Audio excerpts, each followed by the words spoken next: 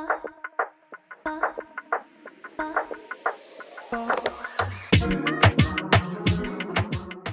everybody, welcome to another edition of To Mulligan or Not To Mulligan.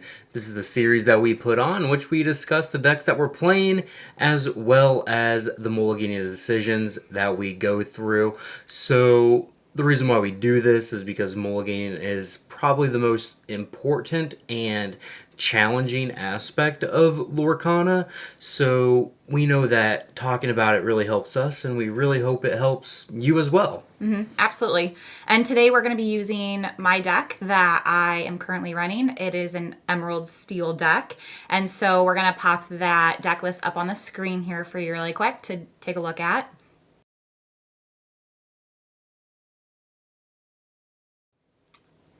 And so this deck list is pretty much locked in with 56 of the cards. I feel like the past couple weeks I have been tweaking those last 4 cards.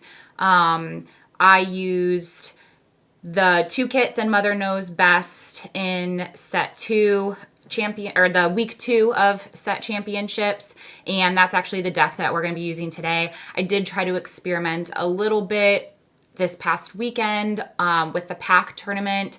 I took out a Mother Knows Best, and I also took out one of my Tinks and ran 2 Grab Your Sword instead. I don't know what I'm going to probably stick with in the foreseeable future. I do know that those few cards are up for debate, but at least for all intents and purposes, this is the one that we'll use just because I already have it put together. And so a couple of the reasons why I run a couple of these cards. So Kit, Mother Knows Best, I feel like those are really good against the Emerald Amethyst decks because those are also aggressive, high tempo, and so it's nice for me to be able to throw them off with those cards to bounce their characters back. If I know that I am playing against a Steel Song deck, I am definitely wanting to look for my 2-drop Ursula so I can take away some of the early songs. I also want to take away their flutes if they're running any, or their lanterns. So I'm going to probably look for my Benja. If it is against the Ruby Sapphire decks, those tend to be pretty slow as far as playing characters at the beginning of the game, and so I'm definitely wanting to start off Curse Merfolk Flynn on turn 2, and then probably looking for Prince John on turn 3. Normally, if I have Prince John and my 3-cost Ursula, I do tend to play the 3-cost Ursula on turn 3 and then probably Prince John on turn 4 because I want Ursula to start double singing turn 4. I want her to start double singing as soon as possible. So but against the Ruby Sapphire, I will do Prince John on turn 3 because chances are they probably won't have a lot of characters on the board for me to really need Ursula to start singing right away. But I'm trying to think of what else. I also, you do see I run one of the Rise of the Titans. So the item aspect, again, Sleepy's Flute or Lantern against the Steel Song, but also the Fishbone Quill and Lucky Dime that Sapphire decks run. Obviously, I know that they can always get those items back with Tamatoa, but if I can at least banish that Lucky Dime, then that throws them off tempo, and now they have to spend another turn replaying it. So anything that I can do to slow them down. And then along came Zeus as well. Obviously, for the character aspect of that, it's pretty good because with my deck, I don't really have, unless Beast has some damage on it, I don't really have any characters that can go for 5 damage, or 5 strength. So that's really nice. And then with the locations, too, of both of those cards, I put them in because I also was a little scared of McDuck Manor, but I haven't really been seeing those. I still see Queen's Castle. And so those are in there for that reason as well. But, yeah, with that being said, I guess we can just jump in and start practicing. All right, let's do it. So if I am blind as to what they are playing, definitely looking for Curse, Merfolk, Flynn, both Ursulas. And then, like I said, if I already know what they're playing, I'm going to try to tweak it a little bit different. If I know they're playing Steel Song, I am going to try to go for that 2-drop Ursula over the Flynn Rider on turn 2. So it kind of varies from there, but 1, 2, 3, How does 4, your strategy change when you're on the 6, play versus on the draw? I have noticed that when I'm on the play, obviously getting Curse Merfolk out turn 1 is really important. On the draw, that Curse Merfolk Flynn Rider isn't as strong, unfortunately, so I do have a little bit harder of a time catching up. I will also, I'm trying to think of the situations where I do play my 1-drop Robin Hood. Obviously, I'm going to play it if I do have the shift in my hand too. But as far as trying to find that combo, I'm trying to think about, honestly, I still haven't figured out. It's kind of secondary, right? It is. You're mostly just, even on the draw, I feel like a lot of times you're just looking for the Curse Merfolk because it's like the best thing you can be doing. And a lot of the decks are just kind of slower, so it's still good against most decks that aren't other Emerald decks. I will say I feel like a guarantee for me to prioritize the Robin over Curse Merfolk turn 1 is if I have that shift and I also get a Grab Your Sword in my hand, which isn't in this deck right now, but of course I'm going to want to do that because I can sing it on turn 3. Yeah. So much better against the other aggressive decks. Yes, absolutely. Okay, so speaking of Robin Hood, we got Robin, Prince John, other Robin, Strength of a Raging Fire, Benja, 2-drop Ursula, Cursed Merfolk. I feel like, unless I specifically know I am playing a Sapphire deck, or that Steel Song, I probably will put Benja back unless I know I have those specific instances.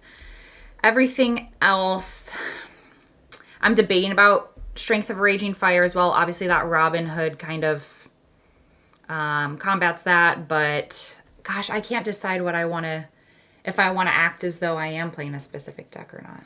No, we'll just do it in the dark first. That's fine. Okay, so I'll definitely put Benja back, and then another Curse Merfolk, which kind of sucks because that brings, obviously, it's not like we can ink it, but that is okay. Yeah. So I think because I also have a turn 3 play, I might start off with Curse Merfolk. Probably ink that. And then I got that 3 cost, so play that. Probably play that. Then play that. Sing it with Strength of Raging Fire. Prince John on turn 4. If I don't have like Friar Tuck or anything else, I could do both of those on turn 4 and then just play turn 5 Robin like normal. Now, whether that is something that you agree upon, I don't know, but that's at least what I've been doing the past couple weeks. So yeah, I mean, just in the dark, I think that's fine. If you see that you're not playing against a steel or mainly just a steel deck, then I would probably just play the other Curse Merfolk on turn 2 because it's the most aggressive thing, and then you can even follow that up with Prince John on turn 3, so you get the card draw when they have to challenge it. That's fair. I mean, it just kind of depends. It just kind of depends what you're playing against, how you'd want to order that. But I mean, it ended up being a pretty solid hand just from the couple cards that you drew. Cool. All right. And I agree with the Mulligan decision also. 4. Oh, thank you. Yeah, I didn't even give you enough time to give your fine. feedback on that. I was just fine. like, let's go with it. So. Hey, you're the one that plays this. You're the expert. All right, so there's our Mother Knows Best and our kit. Along came Zeus, 2-cost Ursula, Friar Tuck, Prince John, Strength of a Raging Fire. Ugh. To be honest, again, blindly, I would definitely keep these 2. Just because if I had a choice of what I'm playing on turn 3, I'm most of the time, I'm going to want to play Prince John over Cloud Kicker. I might keep Strength of Raging Fire, but that also is something that I think I struggle with if I do have that, but I don't have my 3-cost Ursula, because it is inkable, and I don't know. So, yeah, I probably will do that, and then put those 4 back. Thoughts? This is tough. This is just me not knowing the deck that well because I don't really play it. Mm-hmm. I would even consider just throwing back these 2 and keeping the Ursula. I think that gives you the best chance of finding the one of your 1-cost characters, and I don't think this deck gets a lot worse when you don't have one. I have discovered that. Yeah, it's just so much slower. Getting in Curse Merfolk or even Robin Hood on turn 1, that's just terrifying for me, especially. Yeah, so when I had played in the pack tournament this past weekend, I mulliganed 6 cards because I was looking for the Curse Merfolk. I was looking for any of the, Curse Flynn and then either Ursula. I think I had I had the 2-drop Ursula or the 3-cost Ursula or something. And I did not mulligan for a Merfolk and inked past my turn 2, then I get it. And I'm like, son of a gun. That's how it works out sometimes. Yeah. Let the Storm Rage on. Beast, Flynn, another Ursula, along came Zeus, Curse Merfolk. Great. So I would ink one of the 2-cost Ursulas, play Curse Merfolk, and then depending on what I see, if they ink any sort of amber card or play any sort of amber card, I'm playing the Ursula over the Flynn, because if I don't take away a song, chances are it happened to me too. They played Queen on turn 1, shifted, played A Whole New World or Grab Your Swords or something. So there's no sense in me doing that on turn 2 if I see they're playing Amber, because chances are they might be able to shift and sing pretty early. So I definitely want to look at their hand, see what they have going on. So I'd play Ursula on turn 2. So cool. Feedback? Yeah. I should have probably drew and acted out my first few turns. Oh, no, it's fine. Yeah, I think... So I like mulliganing 6 there. If you have mulligan 4, you wouldn't have hit a 1-cost character, right? And...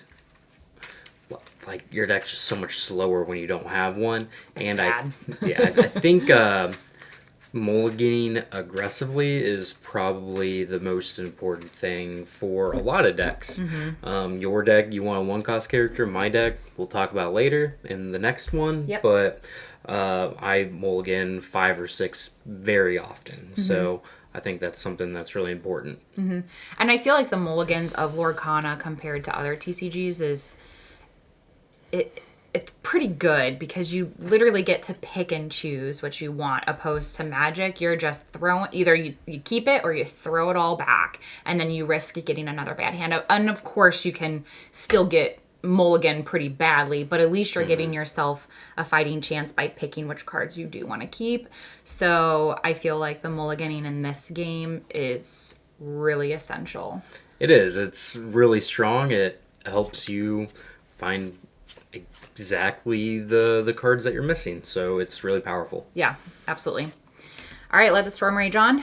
Beast, Prince John, Strength of Raging Fire, our 3-cost Ursula, Friar Tuck, Robin Hood. So Ursula and let the Storm Rage on, I'm for sure keeping. Strength of Raging Fire is also up for debate. Sometimes if I'm also playing against a Steel Song or another Emerald deck, they can either use Bare Necessities or the 2-cost Ursula to get rid of one of my 2 songs. And that has happened before, where I only have 1 song. I throw my Ursula, and they have already taken the 1 song I had at that point. So sometimes if I do get both of these with her, I like to keep both.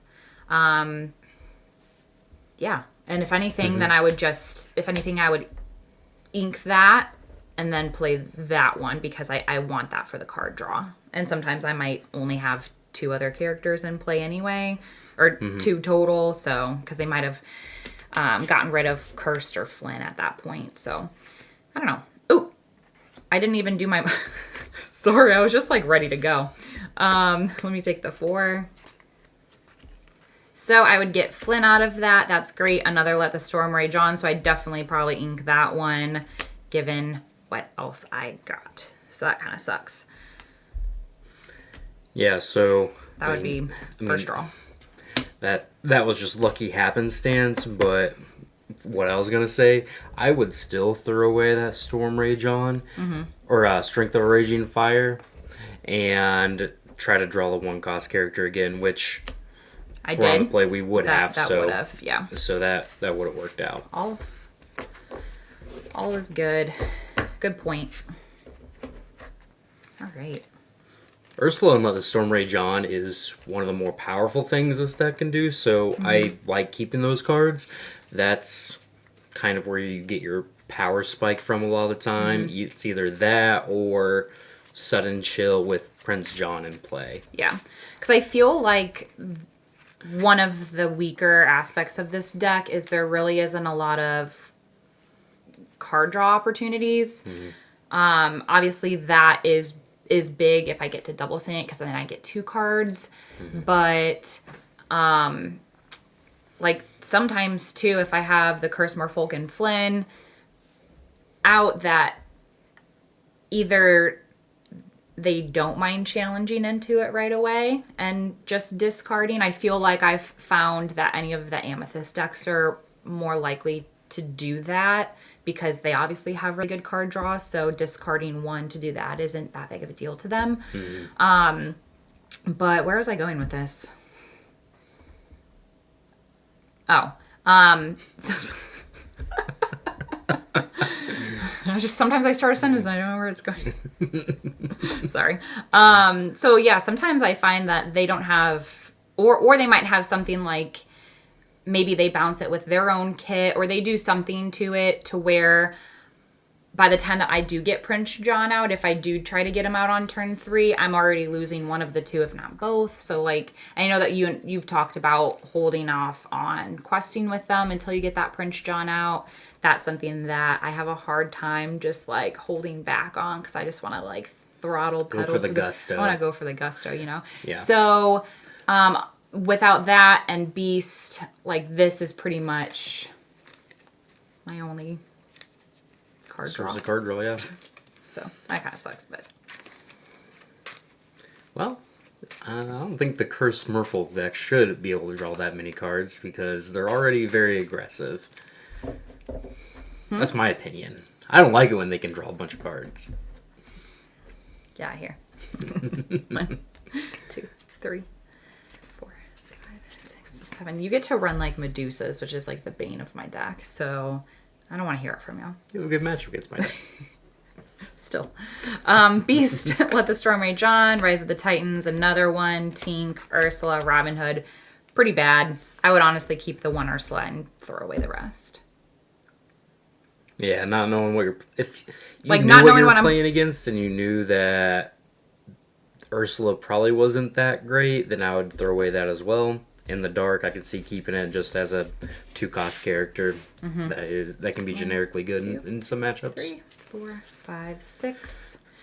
3-cost Ursula, Robin, another 3-cost Ursula, Strength of Raging Fire, Sudden Chill, and Ursula. Great. Yeah. Playing that on turn 1, turn 2, turn 3. Probably sing our Sudden Chill with Ursula. If I do get a Prince John, which in the... Oh. No, you would have. I would have. So, I'm trying to think if I would have gotten that. Yeah, you have gotten it either way I would have gotten it, whether I'm on the draw or the play. So I probably would play that on turn 3 instead, and then sing Sudden Chill with this one too. Or you can just play on turn 4 and obviously sing Sudden Chill with Ursula and get the double. You're right.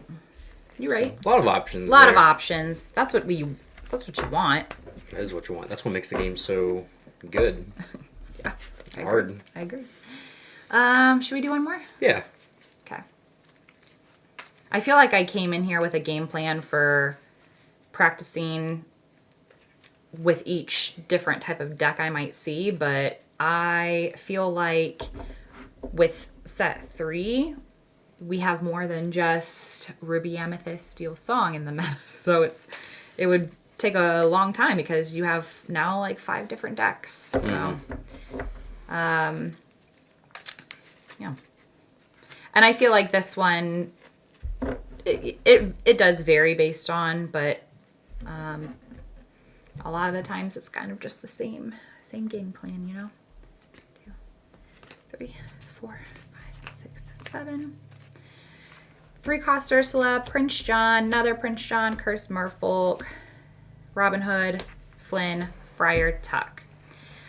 Because I don't have any songs in my starting hand, I would probably throw away the Ursula and one of the Prince Johns, and probably Friar Tuck. The only reason why I would keep Robin Hood is because I would ink it to play Curse Merfolk. That's fine. I think you can even keep Friar Tuck because it is a pretty good follow-up to Prince John, and at the least it is inkable. So, I would have a nice progression. You're right. 1, 2, 3, 4. yeah, I would at least keep Oh, those 4, maybe Friar Tuck if you're inclined to. But I mean that's a pretty good starting hand. okay. 1, 2. And we get more discard with the old Sudden Chill. Sweet. Alrighty. I feel like that's good. I feel like it's good. Hopefully it's enough for you guys to get a feel for what we're looking for with this kind of deck and kind of the progression of things and what circumstances we would play what first. So next time we're going to be using Dalton's Ruby Sapphire competitive deck, and we hope you guys come back for that one. So have a good day. Have a great day, guys.